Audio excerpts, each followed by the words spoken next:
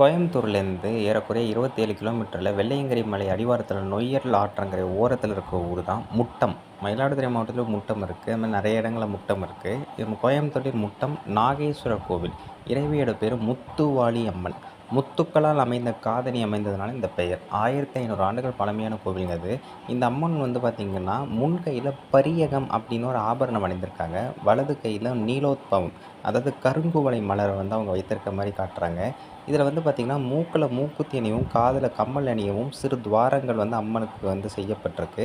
அதை விட அந்த திருமாங்கல்யத்துக்குண்டான முடிச்சுகள் கூட சிற்பத்திலே வடிவமைக்கப்பட்டிருங்க. இதில் இன்னொரு மிக முக்கியமானது என்னென்னா, இடுப்பில் மேகலை அப்படிங்கிற ஒரு ஆபரணம் சிறப்புடன் இருக்குது.